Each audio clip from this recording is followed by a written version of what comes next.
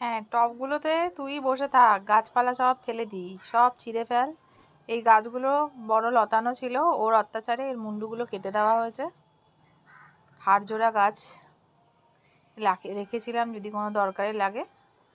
আপাতত ওই তার দরকার সব মিটিয়ে ফেলেছে, সারাক্ষণই রয়েছে এখানে। আর বড় গাছ যা ছিল, যেগুলোতে মোটামুটি একটু ওষুধপত্র দিতে হয়, সব এর ওপরের ছাদে তুলে দিয়েছি, যাতে ওর নাগালের বাইরে চলে যায়।